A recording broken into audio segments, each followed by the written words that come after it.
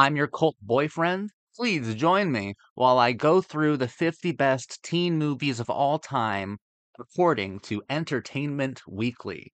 I hope this will give me an opportunity to talk about certain movies that I haven't really talked about before, or, revise some statements that I've made on past ones.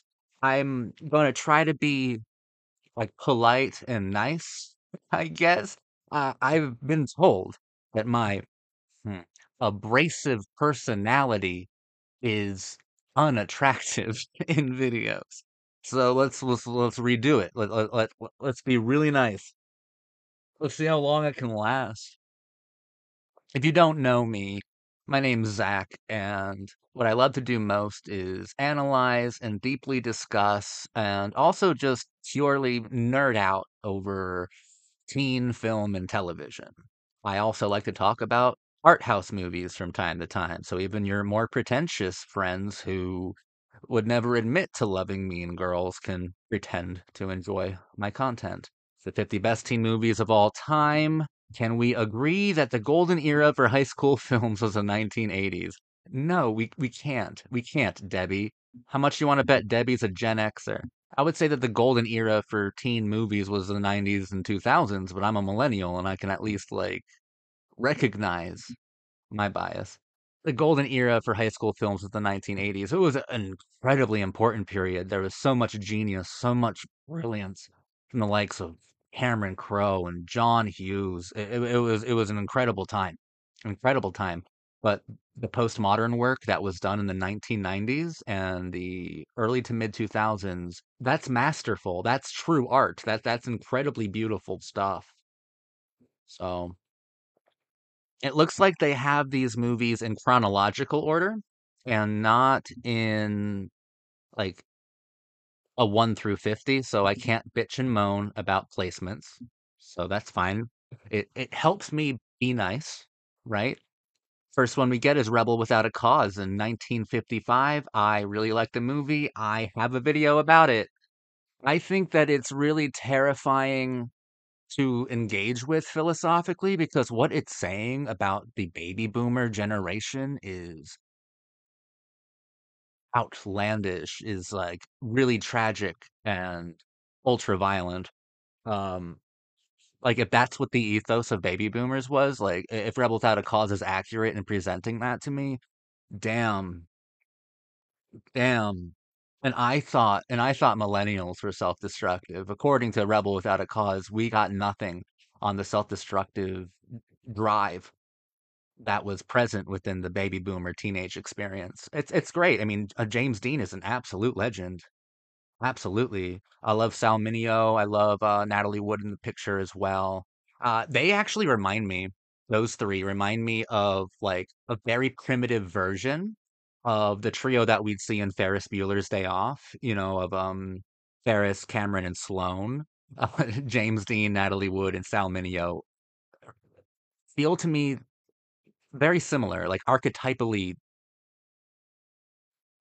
mirror versions of what we'd see in Ferris Bueller. It's really interesting. I think that I called Rebel Without a Cause like the primordial goo of of the teen film. Like you can see it in its like Cretaceous form, in its Precambrian form. You can see a lot of the tropes and stuff that other teen movies would perfect and would make more complicated later on. But it's a great movie. It's great. Nothing wrong with it. Gidget. I saw it once on Turner Classic Movies. Did not think much of it, but don't take that to heart because I think I watched it when I was like 20 and I had a really different tastes back then. It could be good. Slender in the Grass is lovely. Natalie Wood. I should spend some more time with Natalie Wood now that I'm thinking about it. Bye Bye Birdie. It's goofy and fucking dumb. Wait, I'm being nice. I'm being nice. It's whatever. If you love it, good for you. I don't. To Sir with Love, I don't like. You see, I don't like most of the pre-80s teen movies because I don't really think it offered too much integrity. Not that. To Serve with Love is a particularly disrespectful film to the teenage experience. I just mean it took people like Cameron Crowe and John Hughes, Amy Heckerling to truly understand what was going on with the teenage experience. Because even Rebel Without a Cause, a lot of it feels like what studios think kids want to see. And it always felt like being talked down to a bit. I mean, even here, Entertainment Weekly calls it a sappy but never maudlin tale of inspiration and tolerance. Like it's a bit hyper sentimental. American Graffiti, it's a cold-blooded masterpiece. This is why I think George Lucas is a master filmmaker. I'm not a Star Wars fan. I don't care about Star Wars at all. I didn't like THX very much either, but American Graffiti is just beyond beautiful. It's a perfect coming of age story. George Lucas is extraordinary there. If I were to make a list of, my 50 favorite teen movies, this would be in the top 20. I think almost certainly top 20 quality. It's a masterful film. I do have a video about it. I'll tell you if I have videos on these movies, and then you can go watch them to see more of my thoughts. So I'm not going to be too descriptive here, too detailed. I don't want this video to be extraordinarily long. Cooley High, I've never seen, but I've heard of it. I would be interested in watching it. It seems like it could be a slightly confrontational movie. Freaky Friday? No. Who cares? Who cares? Give me Lindsay Lohan and Jamie Lee Curtis any day. I don't need to watch the original. No, thank you. Over the Edge. I haven't thought about that movie in a very long time. I need to watch it again. Gonna save my thoughts about it. Because I honestly forgot it existed. See, that's why it's okay looking at lists like these, because you get reminded of movies that you forgot were even like real, like Over the Edge, which I really don't remember the quality of, or movies I've never seen, like Cooley High. Lists like these, like you can roll your eyes at them, but there's a lot of good knowledge within them, or there's a lot of chances to be inspired within here. I love Rock and Roll High School. Ramones fucking rule. And I think that is the blonde from Halloween. Yeah, PJ Souls.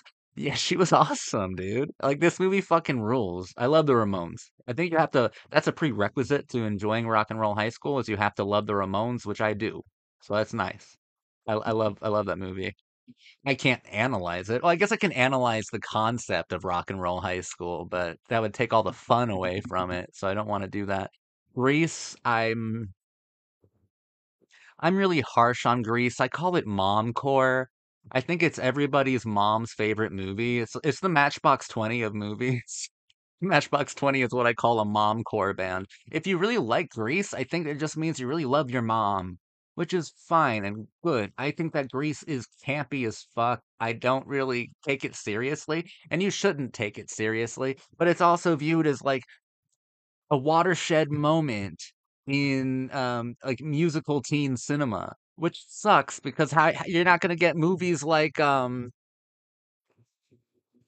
there like I want Spring Awakening to happen just so we can say that Grease isn't the best teen musical anymore, like fuck Grease. Grease is silly and dumb and like what is it even saying? The only thing that is slightly interesting about it, and they did it before it was a trope, so I can't really say with certainty that it knew what it was doing. But normally in these movies, you have like an ugly duckling trope where a character is made over, and it normally sucks when the character is made over. It's normally about making a nonconformist more conformist. Think of Allison and the Breakfast Club, or even think of She's All That, or The Princess Diaries for that matter. It's taking someone who is awkward and a loser, or at least nonconformist, and making them conform to modern traditional beauty standards. And Grease is not like that, right? Because when she has a makeover, but she goes from conformist to non-conformist, which is a lot more rare within the teen genre. So at least I like Grease for that. Like that's cool. That's fun. But I don't think it was deconstructing or inverting a trope because I don't think the trope existed yet. You can correct me if you'd like to, but I don't know. Same. That is another momcore movie. I know that because my mom used to watch it all the time, and I have never watched it. It could be great. I have nothing to say about it, though. Fast Times at Ridgemont High.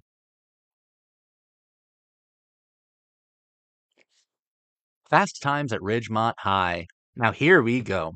What I think is most interesting about Fast Times at Ridgemont High, apart from the cultural sexual impact that Phoebe Cates continues to have, not just on Gen X, but on millennials and Gen Z and probably Gen fucking Alpha too. She is a sexual awakening for all sorts of young men. What I think is slightly more interesting than that, though, is the fact that Cameron Crowe, he's our guy, right? Like I love John Hughes. I think he did more for the genre than Cameron Crowe, but Cameron Crowe, there's more poetic significance to his involvement with this, with at least the '80s teen renaissance, because I would say it truly started in 1982 with Fast Times at Ridgemont High, which he wrote. He wrote it, and I think that through Fast Times at Ridgemont High, it's like the train arrived at the station, like Lumiere Brothers kind of film of like, oh my God, this is something new and impressive and beautiful, and we see the building blocks of the genre here. I think 16 Candles is a much better starting point than Fast Times at Ridgemont High. I think 16 Candles is just a much better movie. I think it's probably the first true masterpiece of the '80s teen wave. I love 16 Candles to death. We'll talk about that probably next. But Fast Times at Ridgemont High is extremely important, and Cameron Crowe wrote it. And then from Fast Times, all all sorts of developments happened within the teen movie genre. And in 1989, Cameron Crowe wrote and directed his directorial debut called Say Anything. So he arguably started the '80s teen renaissance with Fast Times at Ridgemont High, and he ended it with Say Anything. He wrote the first page and the last page on what is like truly a pretty incredible stretch of artistry within the teen genre. I mean, just compare what Fast Times at Ridgemont High does to Say Anything. Like, look at Fast Times, then look at Say Anything, 82 and 89, and see just how far the storytelling, the composition, the characters, the archetypes, the emotions, the genre, the music had come. It's incredible to really think that one genre can become so complicated and sophisticated in such a short amount of time, but it makes it so poetically significant that Cameron Crowe is the same guy was there at the beginning and at the end of the '80s teen renaissance. I think that's really interesting. But, if I ever made a video about it, I wouldn't trust myself. It would devolve into a Phoebe Cates worship video, which is certainly understandable. Okay, I think the film is really interesting when you consider that a lot of people, the first time they experience something, it's experienced through fictive narrative cinema.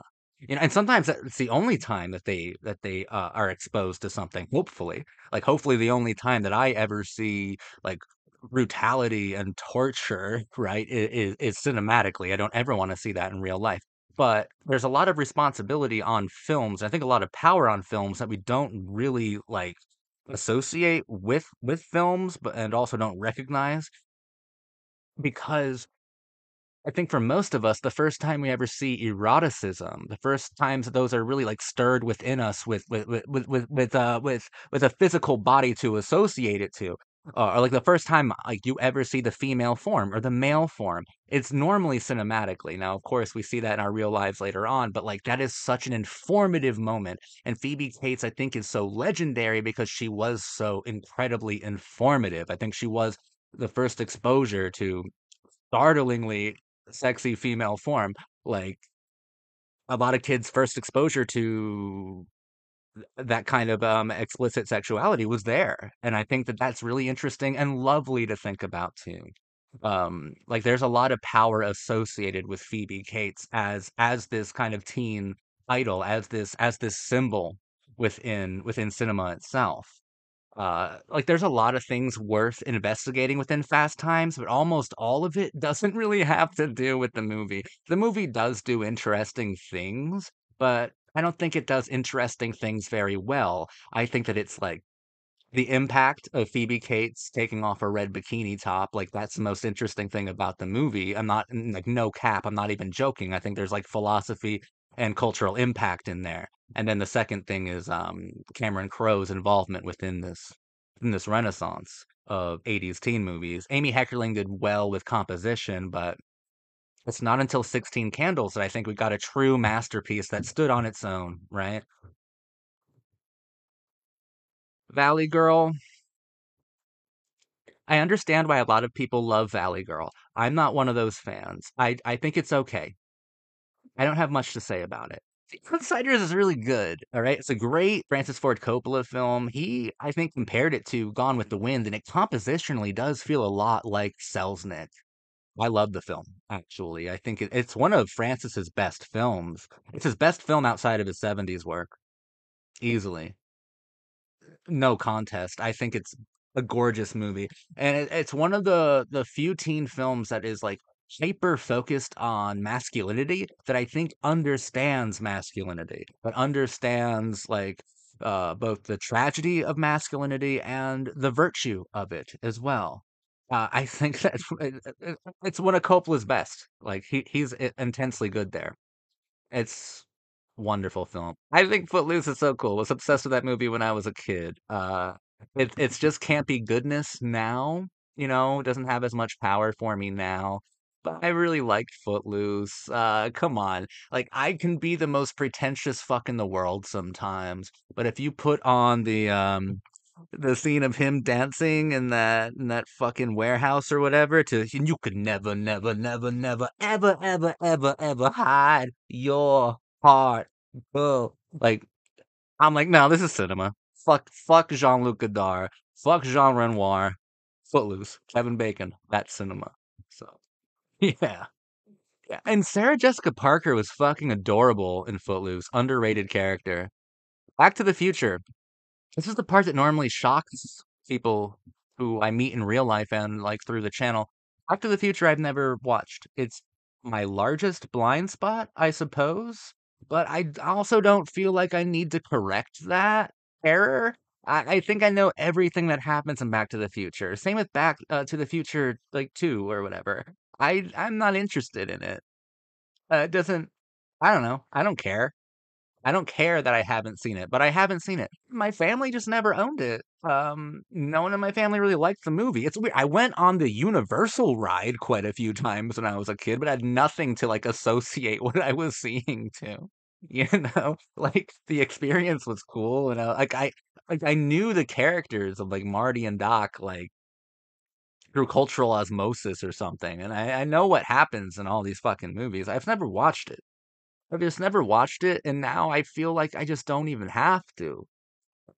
I don't think I would get much from it. The people who love Back to the Future are the same people who love movies that I don't care about. They like Grease, you know, or they like Star Wars a lot. Like I don't. I'm not trying to make any enemies here. If you love Back to the Future, that's great. I'm literally making shit up right now because I've never watched it. But if you love it, that's fine. That's cool. There's just nothing about it that strikes me as interesting or like I have to watch this. I don't think it engages with the teenage experience much at all. Hold on a second. Wait, what the fuck? Back to the Future, Footloose, The Outsiders, Valley Girl. What?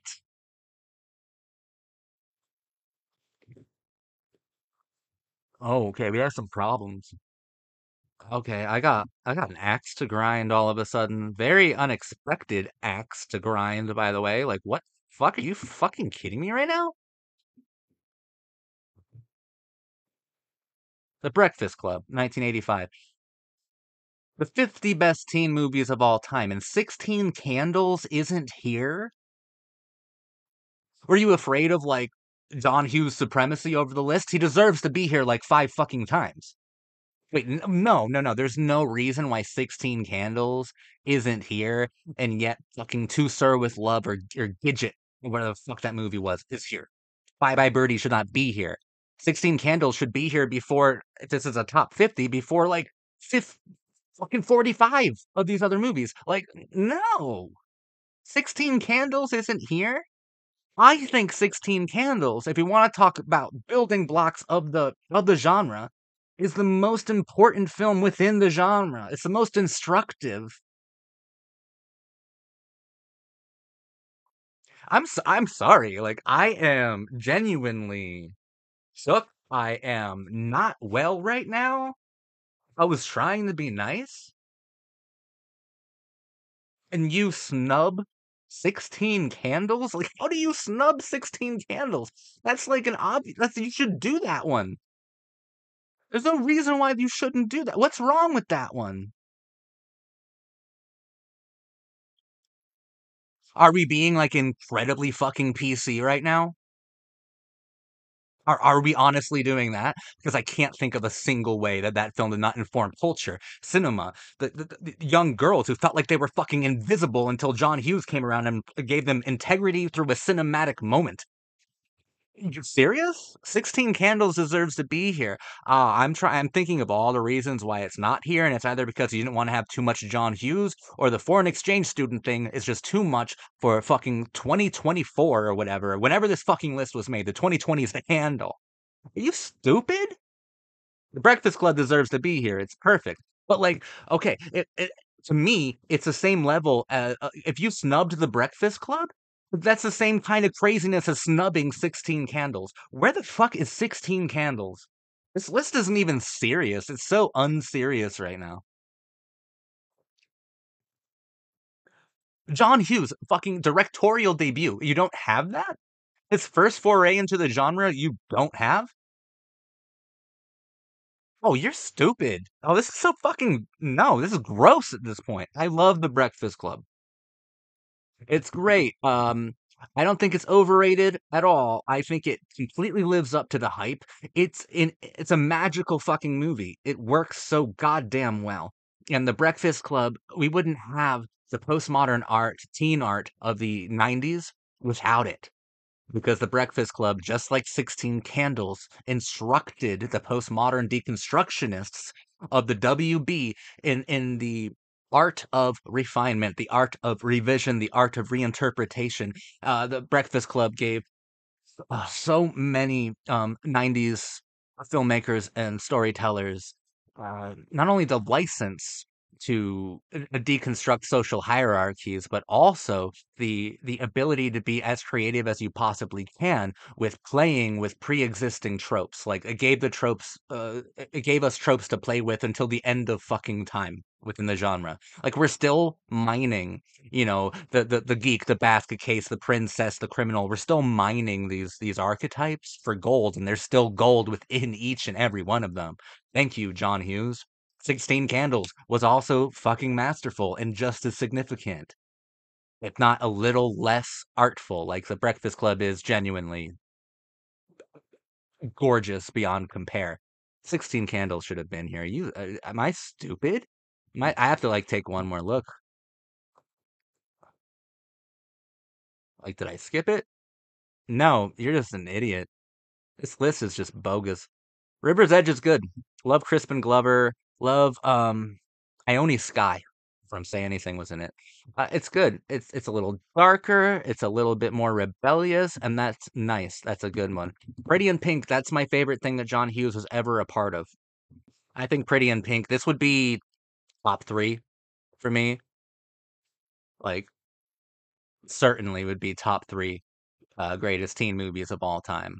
I love Pretty in Pink. I think it's a beautiful film about the impossibilities of nonconformity, but or also just like how nonconformity is so attractive to conformity and vice versa. Like it's saying so many incredible things. I think James Spader as Steph is one of the greatest teen villains of all time. I think Bucky is iconic. I think that Andy is to die for, and I think that Blaine is an underrated hero. Like there's so much wonderful chemistry, wonderfully iconic musical moments within the film. I think it's lovely. I think it's the best thing that John Hughes was ever a part of. He wrote the film and it's a fucking masterpiece. It's great. Cannot believe 16 Candles is I'm not gonna get over that, actually. They're lucky because they could miss something else obvious now, and my brain is going to be stuck on 16 Candles not being here. The fucking the audacity. The Lost Boys is lovely. It's a great film that explores a lot of queer elements, almost rewrites the uh rewrites the vampire metaphor into something that is like more androgynous or at least queer coded. That and the Fright Night did that. But I guess Fright Night's not here either because that would have been 86. But Fright Night and the Lost Boys I think are equally important when it comes to that. Characters like Evil Ed and David did a hell of a lot for queer representation or at least queer subtext within the horror genre and for the vampire metaphor itself. It's probably Joel Schumacher's best movie. Say anything. Wait, so we're not getting Some Kind of Wonderful either? What? Some Kind of Wonderful should be here too. Are you afraid of having too many John Hughes projects on here? Say anything. Hold on. Wait a fucking minute. 89 now? Okay, 89 was a big year. Oh, fuck you. What? Ferris Bueller's Day Off isn't here? Why does this list hate John Hughes? Uh, what? Okay, Say Anything is beautiful. I have a whole video about it where I go into the radical optimism, which is at the core of the film's philosophy. I love it to death. It's fucking perfect. Let me fucking bitch and moan some more. You have Dead Poets Society on here, but not Some Kind of Wonderful, not Ferris Bueller's Day Off, and not 16 Candles. Fuck you. I was gonna be nice. Dead Poets Society is the opposite of The Outsiders insofar as I don't believe this film understands masculinity, neither the tragedy nor the virtue of it. I don't even think it understands the poems that it's interpreting. I don't like Dead Poets Society. I know a lot of people in my real life who do, and if this list didn't piss me off so much already, I would be a lot kinder about it. Like we all miss Robin Williams. He was a really unique presence and he felt like a warm one, a genuinely warm one as well. Okay, Dead Poet Society though, it's not good. I don't think it's very good. That said, Some Kind of Wonderful is what? Wonderful. 16 Candles is a masterpiece. And Ferris Bueller's Day Off is like maybe the most playful love letter to anarchism I've ever fucking seen. And it was the last fucking teen movie that John Hughes directed. I'm outraged. I'm genuinely outraged. Like, John Hughes is very important. We shouldn't have to make room for Peter Weir. We shouldn't have to make room because Bill and Ted's Excellent Adventure needs to be here. It's a silly stoner comedy. Ferris Bueller's Day Off is a silly comedy as well, but it has depth, it has integrity, it has fucking Mia Sara, the most beautiful woman ever photographed in a fucking teen movie. It has everything. It has a relentless war against authority figures. Bill and Ted's Excellent Adventure. Like now you're making me dislike things I ordinarily like. Like I'm ordinarily cool with Bill and Ted. I don't think much of it, but I'm ordinarily cool with it. But where's Ferris Bueller's Day Off? Are you stupid? Are you stupid? Mia Sara, you're fucking almost did a bad word. Like I'm genuinely so mad at this list. I'm so sorry. Heathers is lovely. I love Heathers. It's so good. Everyone loves Heathers. It's a wonderful black comedy. Oh my God, Shannon Doherty, I miss you more and more every day. Heathers is great. I should make a video about Heathers. House Party is not great. Dazed and Confused. I think it's Richard Linklater's best movie. I also like Tape a lot. Underseen movie and Suburbia by Linklater, two very underseen, criminally underwatched Linklater movies. But Dazed and Confused is probably his most popular movie, and I think it's his best. I think it's a really interesting experiential journey. I love it. There's a lot of integrity to it. It's a lot like American Graffiti, but I think that Richard Linklater can at least mostly equal George Lucas, which is quite a feat. It was lightning in a bottle in a lot of different ways. It's an incredible movie. I love it. I love it. I love it. I normally don't love movies, just like American Graffiti. It's unique in this idea that I don't like teen movies that are nostalgic. You know what I mean? Like I know this is a show and it's not going to be involved here, but like Freaks and Geeks, I think the reason why it was canceled and didn't like latch on to an audience is the one flaw that I always saw within Freaks and Geeks was that it was a show made in 1999 that was set in 1980. Like it was nostalgic. I don't think a lot of teenagers are nostalgic, you know?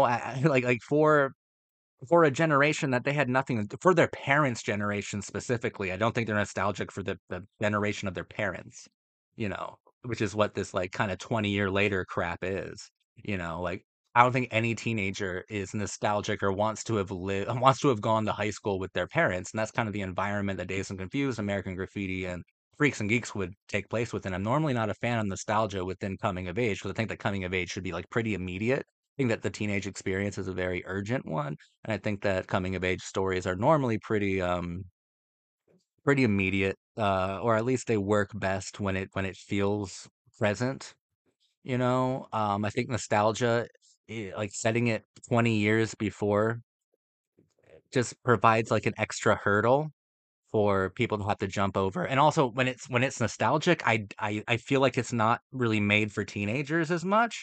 You know, like Freaks and Geeks, I don't think it's really made for teenagers. I think it's mostly made for people who grew up in the 80s. Dazed and Confused, I don't think it's made for 90s kids, but it transcended that limitation and a lot of 90s kids loved the movie. And American Graffiti, a lot of 70s kids loved the movie, but I don't think it was made for 70s kids. I think it was made for 50s ones. You know, Dazed and Confused is great and it transcends and overcomes the limitations set upon it by its own nostalgic design. So that's cool. Clueless. We all love Clueless. I know we're missing so many at this point. I don't even want to think about the ones that aren't here by this point. Clueless is lovely. All right. Jane Austen. Let's fucking go. Brittany Murphy. Cult for life. That's what we're in right now.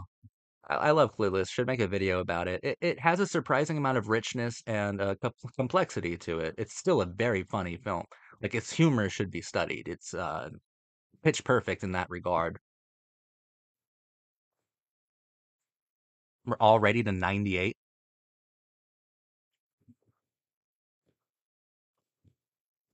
We jumped from 95 to 98. I guess according to you, Scream isn't a fucking teen movie, even though it absolutely is. I Know What You Did Last Summer isn't a teen movie. The fucking Craft, The Craft, going right to Rushmore. This is pompous and absurd. This is so stupid and dumb. Waste of my time. Rushmore. I love the movie. I think that Wes Anderson made three very good films. Bottle Rocket, Rushmore, and the Royal Tenenbaums. And then his head got lost so far up his own ass, he forgot he was a comedy filmmaker. And the comedy was lost within the overcomposition of his films. I normally say that in a nicer way, but I am so triggered right now. 10 Things I Hate About You is great. Already out of 98?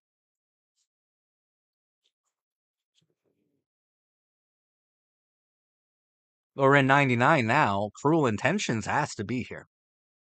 The Virgin Suicides has to be here. It's gonna have the Virgin Suicides. This list is leaning more towards the pretentious teen movies are embarrassing fucking you. 10 Things I Hate About You is great. I think that it's really interesting the kind of wave that happened in the late 90s, early 2000s, the postmodern 90s obsession with superimposing Shakespeare onto the late 90s and early 2000s. Like the superimposition of Shakespeare was wild. I think 10 Things I Hate About You, along with probably Romeo plus Juliet by Baz Luhrmann, which, what the fuck, where is that? That should be here as well. The best version of Mercutio I've ever seen. I think that 10 Things I Hate About You is like one of the best examples of it. We did some really fascinating things with Shakespeare to directly interact with the teenage experience. And it's such a funny movie. Heath Ledger is such a legend. I miss him so much. And the chemistry between these two, just simply unbelievable. The Virgin Suicides, of course. Of course. Sofia Coppola did outrageously well. It's one of the best directorial debuts of all time. Like, it's an incredible film. It's haunting. It's unbelievably sophisticated, and it stays with you forever. So no Cruel Intentions. You know what's better than the Virgin Suicides? Cruel Intentions. Catherine is one of the greatest villains of all time. I was just talking about like superimposition, revision, adaptation, dangerous liaisons for the like predatory sexual conquest of the late '90s. So interesting. Sarah Michelle Gellar.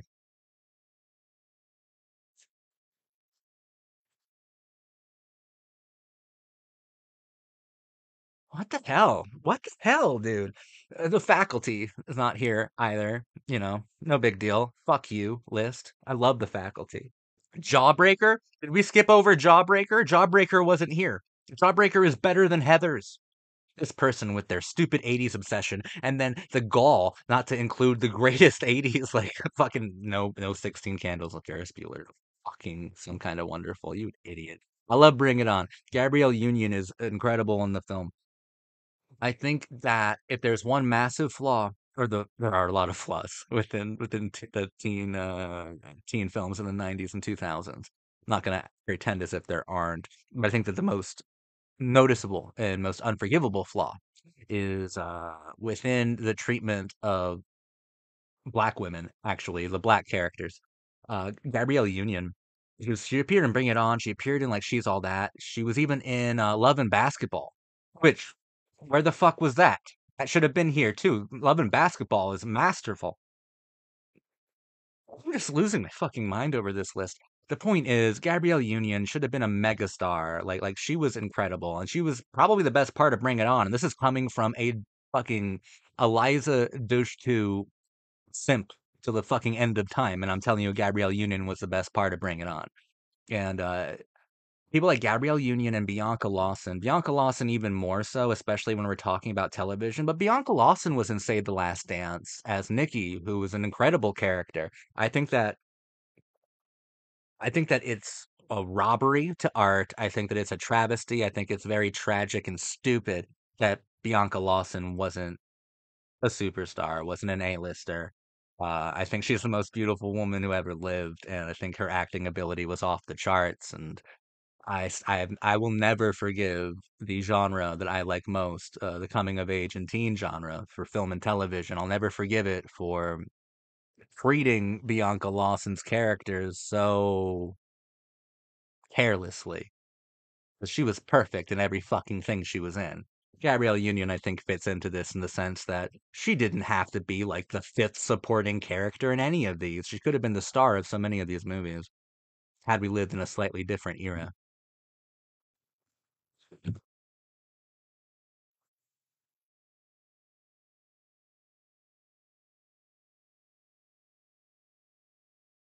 Donnie Darko.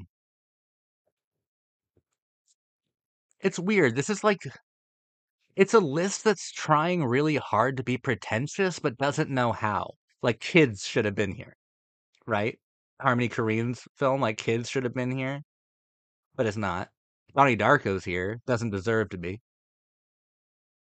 I think it's an interesting movie insofar as I think that characters like Donnie Darko and Juno ultimately are the best representations of like how millennials saw themselves inside their brains. Like their attitudes, how they like their idealized forms. Um, I don't think Richard Kelly is a very good filmmaker, and I don't love Donnie Darko. I don't love Richard Kelly's movies. I have a great deal of issues with all of them, including Donnie Darko. But Donnie Darko is one that it's a cult movie that continues to mystify and continues to garner more and more support through the years. So there is something special there. And I would like to cover it on my channel. I just might be pretty critical of it, which diehard fans of Donnie Darko are very uninterested in hearing criticism of Donnie Darko, which is fine. Which is fine. They love it. It's cool. Donnie Darko has a lot of problems. 13, controversially, I don't like this movie. I think you can tell it's written by a 13-year-old because it's so self-serious. I think that I don't think it makes it more real. I don't think it makes it better. I don't think the documentary style of Catherine Hardwicke makes the film engaging at all. I think it's a self-serious after-school special. It's like the worst parts of Harmony Korine, but without any of like the cool bravado of Harmony Korine. Okay, 13 is an after school special. It's an anti-drug, anti-sex, anti-having fucking fun PSA. Written by a fucking 13-year-old girl. Who, I mean, Nikki Reed is really cool. I think she's an awesome person within the art form, and 13 is an interesting experiment. But 13 is also just a terrible movie. It's terribly simplistic.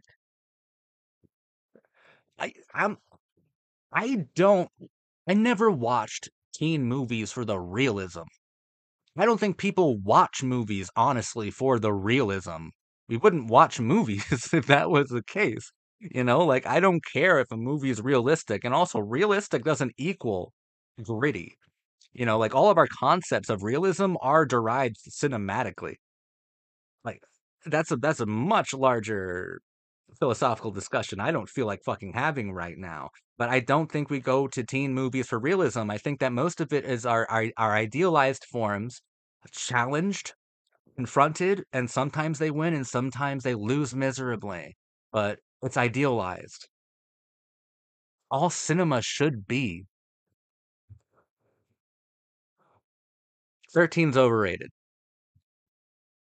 School of Rock. Get the fuck out of here. That movie's bad. Friday Night Lights. The show is 10 times better. Watch the show. Tim Riggins and Lila Garrity are fascinating characters. Watch the show. Watch the show. Peter Berg, who made this movie, developed the show as well. So watch the show. The show's a lot better than Friday Night Lights, the movie. Napoleon Dynamite. Why is Napoleon Dynamite here and not Cruel Intentions or Ferris Bueller or 16 Candles or The Craft? Huh? Or Ginger Snaps? Like, why is Napoleon Dynamite here?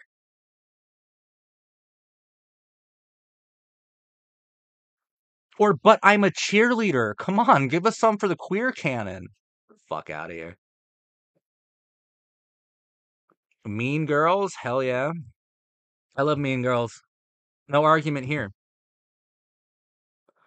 It's the 16 Candles for millennials. I'm just so mad that 16 Candles wasn't here, and that was the start of a great decline for my appreciation of this list. I love Mean Girls. It's so fucking cool. I was 14 when it came out, and everyone I knew fucking loved the movie. Every guy I knew was crushing hard, obsessed with Lindsay Lohan after it. Like it was a cultural moment, huge impact. Rachel McAdams was incredible in the movie. It was amazing. Mean Girls is fucking excellent. The only thing about it, right, and why I think why I don't think it's as great as a lot of the other movies I've mentioned, is that it's not as timeless as something like Pretty in Pink or The Breakfast Club. It's not as timeless. It's not as timeless as Scream for me because Mean Girls I think is so hyper specifically 2004. I think it's like millennials. I think that millennials love Mean Girls and it speaks to the millennial psychology like very articulately and very clearly, very well.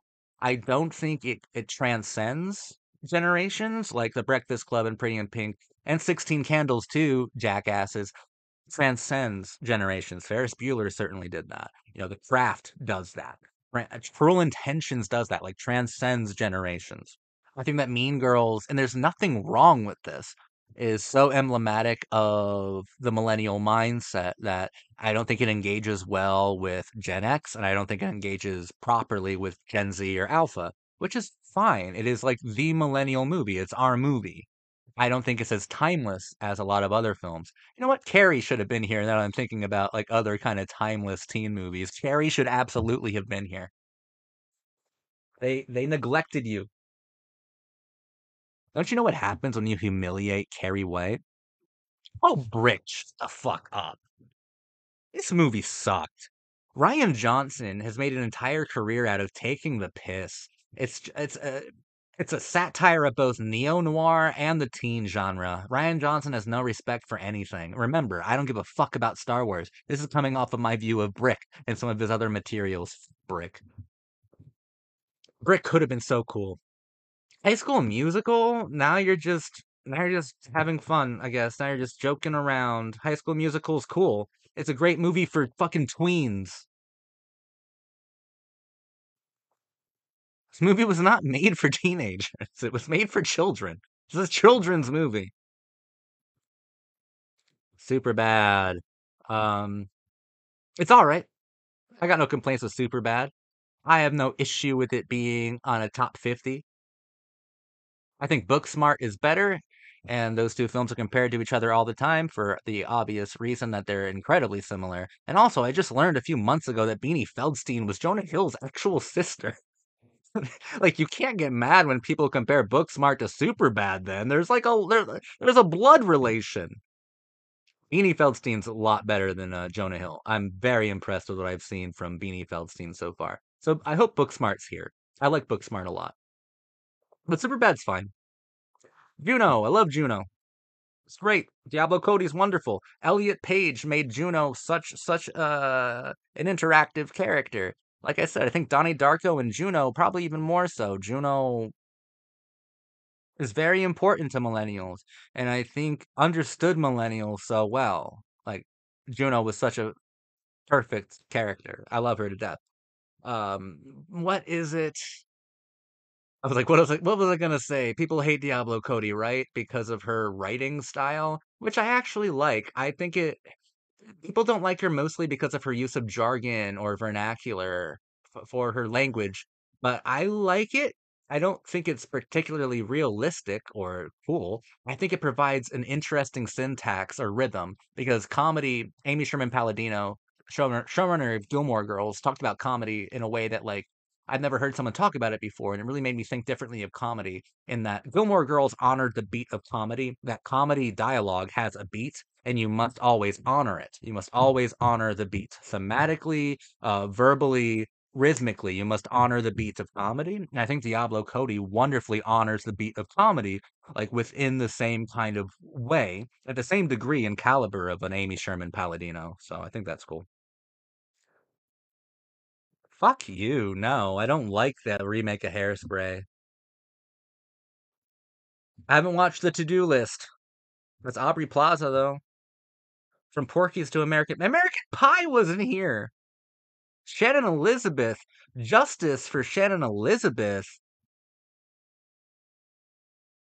Dope. I don't think I know this movie. I haven't watched it. I haven't really heard of it. Let me know if it's good. The Edge of 17. I really want to watch it. When we get 2010s and up, I am pitifully ignorant of a lot of teen content. Um, I should make a video on like why I think not only why I think most media has kind of gone sour in the 2010s and 2020s. But I mean, there are some gems. Edge of 17 could be a gem. It looks really cute. It looks really heartfelt and interesting. So like maybe I'll like the Edge of 17, but I haven't watched it yet. Lady Bird, like that's an example of a thing that I don't like. Beanie Feldstein, once again, wonderful in it. And it's the only time I've really liked Timothy Chalamet, but then again, it's the only Timothy Chalamet movie I've watched. I really don't connect with modern films, so like it's really difficult for me to give them time, but I really should. There's no excuse for my behavior in this regard. But Lady Bird, there's so many examples of why I don't like it. It's a film that's pretending to be nonconformist, but it's the most conformist film I've ever watched. I think that teen movies should have a streak of rebellion within it that's like actually legitimate, that feels authentic. Lady Bird's rebellion feels really contrived, and you can argue that's part of the poetry of the movie, the contrived nature of teenagers. And I would say, well, goddamn you for not taking the teenage spirit seriously. I value the teenage spirit. Contrived, that's part of the artistry. That's when you crack through the artifice. That's when you get a good writer to crack through the artifice. I'm not sure that conformity is the answer, which I think is ultimately what Lady Bird says. I'm not a huge Greta Gerwig fan, so The Hate You Give, haven't watched it. So let me know if it's good.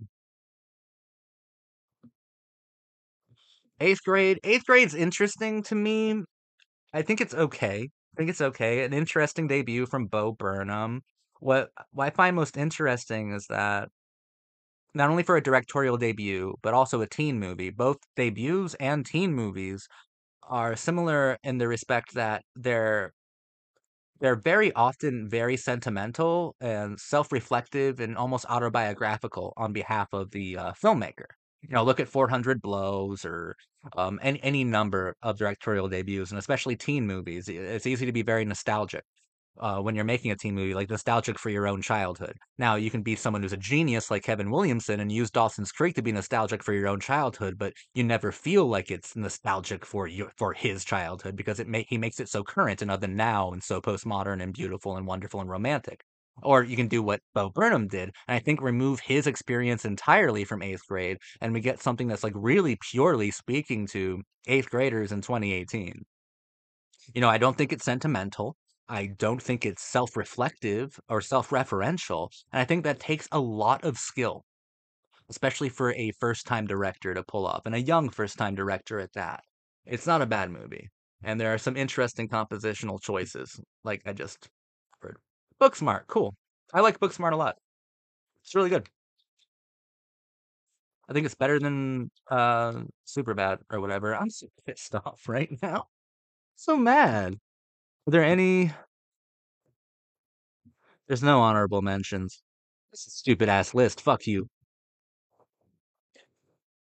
I'm scared to look at my backlog of videos. I made a lot of videos about a lot of different teen movies. There are so many.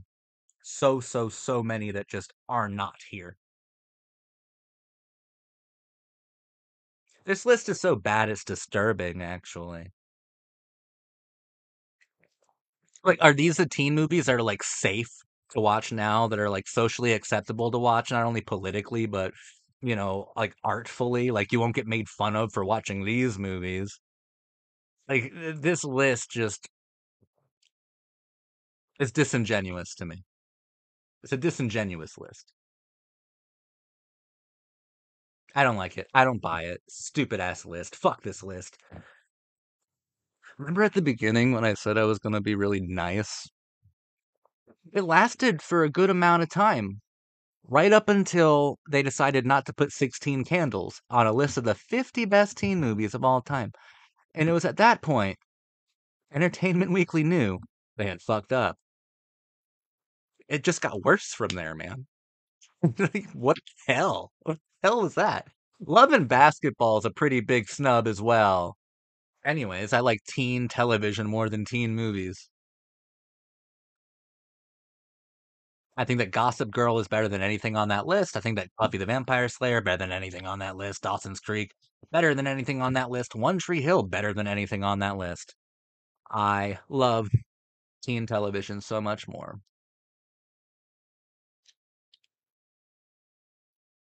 Thank you for watching me.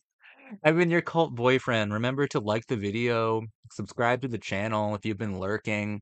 Let me know what you think of the list, of my responses to the list, and what would be some of your favorite teen movies. Let me know. I promise I'll be nice to you, nicer than I was to Entertainment Weekly. So long as you don't snub like 16 Candles.